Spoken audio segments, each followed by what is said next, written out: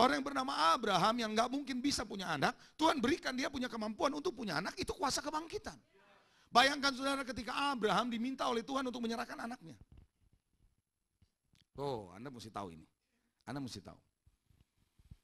Waktu dia nggak punya anak, Tuhan kasih dia anak. Saat dapat anak, Tuhan minta. Betul atau enggak? Kita nggak usah ngomong anak sekarang. Kita ngomong duit. Kita nggak usah ngomong anak, oke? Anak susah banget saudara, kita ngomong duit. Anda perlu modal 4 miliar.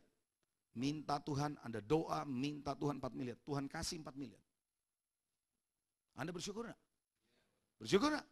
Bersyukur. Minggu depan Tuhan minta lagi 4 miliarnya. Bisa nggak Tuhan ngomong begitu? Berikan 4 miliar, transfer ke rekening gereja ini. Kenapa Anda diam? Coba bilang sebelah saudara, kenapa melongo? Apakah Anda berharap supaya Tuhan tidak bekerja seperti itu? Kalau Tuhan bisa bekerja kepada Abraham, Tuhan bisa bekerja kepada Anda. Tuhan bilang berikan 4 miliar itu. Saya percaya saudara, aku tengking dalam nama Yesus. Suara-suara setan Anda akan bilang begitu saudara. Atau paling tidak Anda akan berkata saya tunggu 5 nabi konfirmasi dulu. Sementara 5 nabi konfirmasi duitnya sudah habis. Tell me, kenapa Abraham saudara yang dikasih Tuhan bisa memberikan itu anaknya? Saya mau ajak saudara lihat Ibrani pasal 11.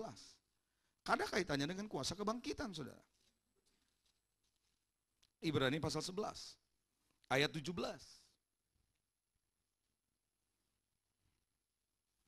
Karena itu saudara, Anda harus percaya kepada Tuhan.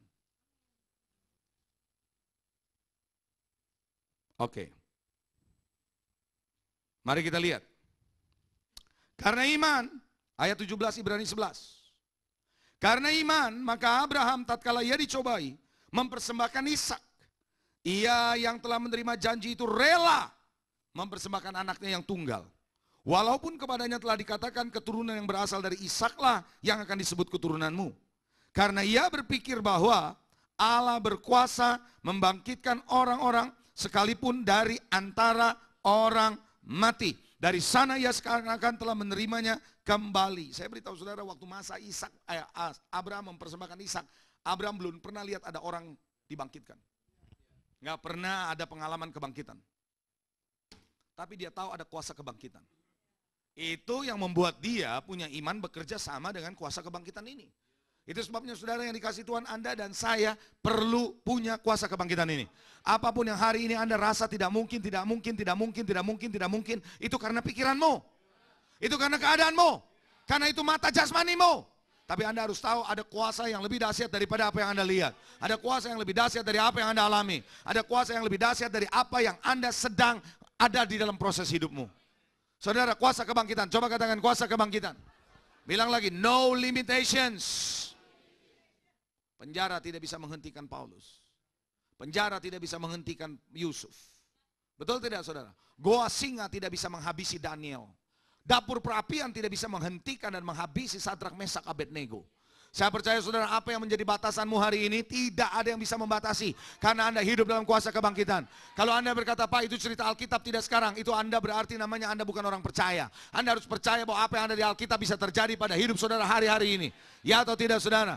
Kalau penjara yang ada memenjarakan Petrus, yang besoknya harus dia dihukum mati, dan malaikat datang membangkitkan dia, itu adalah tanda dari suatu kuasa kebangkitan yang ada dalam hidup saudara. Katakan amin.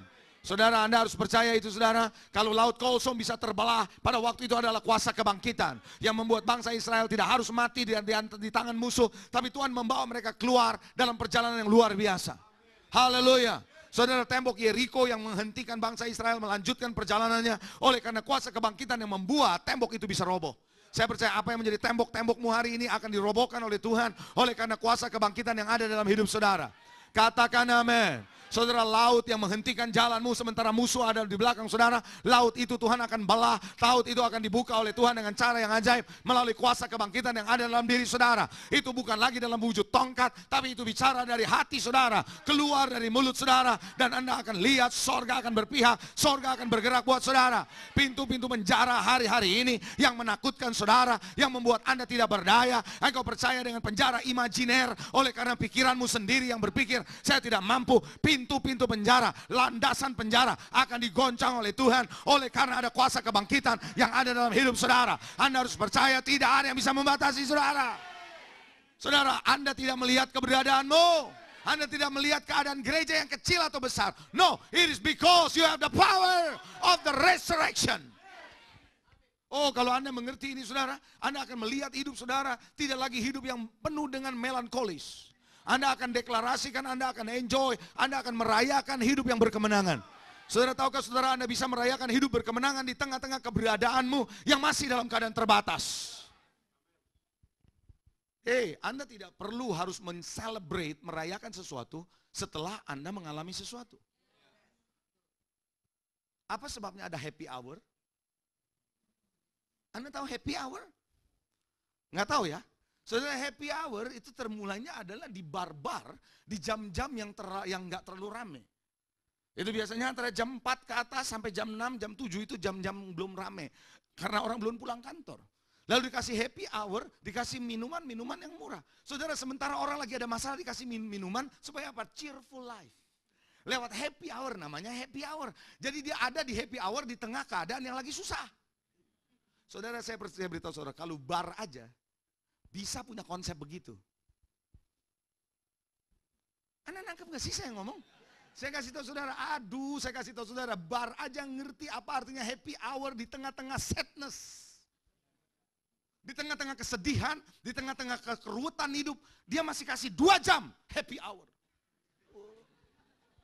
Alamak, Anda nggak ngerti apa saudara? Saya beritahu saudara, kalau dunia aja ngerti apa artinya konsepnya happy hour, only 2 hours. Anda punya happy hour every minute. Every minute. Happy minutes. Bukan happy hour. Happy seconds, haleluya. Katakan amin saudara. Anda akan lihat di tengah-tengah kesedihan Anda tetap bisa happy. Because the power of the resurrection. Saudara, kalau Anda lihat begini saudara, nggak ada orang ke gereja mukanya sedih. Nggak ada orang dengar khotbah, masa sih? Apa iya? Ya nggak ada yang begitu. Anda akan bilang amin, haleluya, praise the Lord, puji Tuhan. Semua hari Minggu adalah happy hour. Haleluya. Kalau Anda lihat orang happy hour, nggak ada yang sedih, semua ketawa. Saya nggak suka minum, tapi paling tidak saudara, saya tahu di jam-jam itu saudara, waktu saya kerja di bank saya tahu happy hour karena bos saya suka ngajak saya, tapi saya nggak pernah minum. Saya lihat orang happy hour, bos saya yang lagi sedih di kantor, tiba-tiba waktu masuk minum happy. Oh haleluya. Saya beritahu saudara, Anda harus ada happy seconds, happy minutes.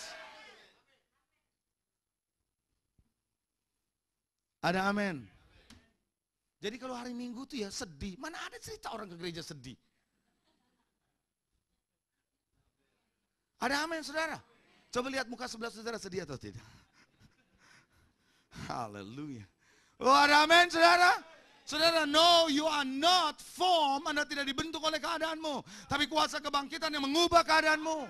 Saya percaya hari ini apa yang membatasi Anda, tidak ada yang bisa membatasi Anda. No limitation. No boundaries. Man, kalau Anda hidup seperti ini, Anda punya horizon, Anda punya cakrawala hidup, itu luas. Betul tidak saudara? Saya mau beritahu saudara, itu lebih dahsyat dari apapun yang Anda alami hari-hari ini. Itu sebabnya kenapa orang-orang cacat dalam dunia ini, ketika mereka ngerti kuasa kebangkitan, kecacatan mereka tidak bisa menghalangi mereka. Jangan sampai Anda yang sempurna tidak cacat, sudah cacat. Saya ulangi, jangan sampai Anda yang sempurna tapi cacat. Tapi biarlah saudara Anda belajar dari orang cacat yang sempurna itu. Yang tahu ada kuasa kebangkitan. Katakan kuasa kebangkitan. Jangan pernah Anda berkata, waduh saya hidup saya gimana. Boleh, Anda cerita boleh, tapi bukan Anda mempercayainya. Tapi saya mau beritahu saudara, kalau Anda cerita berulang-ulang berarti Anda percaya. Saya ulangi ya, dengar nih ngomongan saya nih pagi ini. Bukan berarti Anda tidak boleh cerita tentang masalahmu. Tapi kalau Anda cerita masalahmu berulang-ulang, berarti Anda percaya sama masalahmu. Lebih percaya daripada kuasa Tuhan. Yang Anda harus ceritakan adalah kemenangan berulang-ulang. Di tengah masalah yang berat. Ada amin? Saudara, Anda bukan berarti Anda menipu dirimu sendiri, no. Tapi Anda sedang mendeklarasikan kuasa yang ada dalam dirimu. Kalau Anda ngerti ini, oh saudara yang dikasih Tuhan, hidup ini nggak pernah Anda ngomong, capek deh, nggak ada. Anda akan bilang apa? Hidup yang berkemenangan. Coba bilang hidup yang berkemenangan. Haleluya! Ada amin! Oh, the resurrection power. Kuasa kebangkitan itu. Itulah sebabnya saudara, itu sebabnya Elisa saudara bersama dengan perempuan Sunem. Perempuan Sunem itu mengalami kuasa kebangkitan yang ada pada Elisa. Anda harus tahu kerajaan Allah adalah kerajaan yang penuh dengan kuasa. Bukan karena dari perkataan, tapi oleh karena apa? Kuasa. Karena itu kuasa yang ada dalam dirimu menentukan perkara-perkara ajaib. Efesus 3 tadi bilang, sesuai dengan kuasa yang bekerja di dalam dirimu. Seberapa kuasa itu Anda izinkan bekerja. Betul? Kita baca ulang sekali lagi Efesus. Saya mau jelaskan Anda di sini. Efesus pasalnya yang ketiga kembali.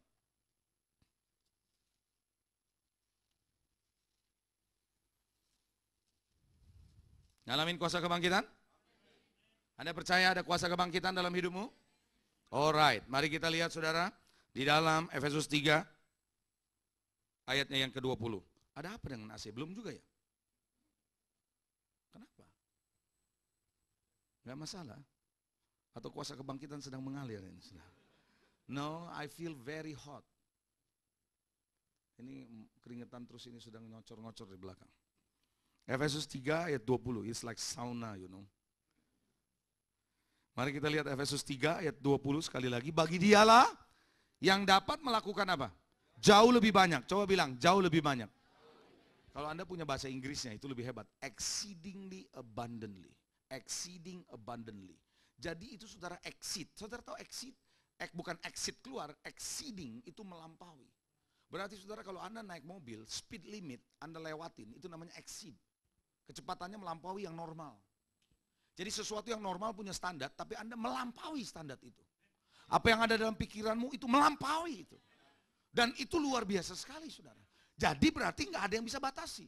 Tapi bagaimana hidup yang tidak terbatas ini, yang tidak bisa dibatasi ini bisa terjadi? Lihat. Seperti. Coba bilang seperti. Kalau Anda punya bahasa Inggrisnya, itu disebut according to. Kata arti according to, sebenarnya terjemahannya bukan seperti, sesuai. According to the Bible, sesuai dengan Alkitab. Is that right? Jadi sebenarnya gini, the power according to the power. Sesuai dengan kuasa yang bekerja di dalam diri kita. Perhatikan, lihat sini saudara, lihat sini. Kalau kuasamu ada di level 20, ya katakanlah di 0 sampai 100 ya. Ya skala 0 sampai 100, oke? Bisa gitu, Anda bisa bayangkan? Skala 0 sampai 100, 100 yang maksimal, 0 yang paling rendah. Kalau kuasa yang bekerja dalam dirimu adalah tingkatnya 20, maka mujizat yang terjadi, yang melampaui akal pikiran dan doa itu, akan bekerja sesuai dengan level berapa?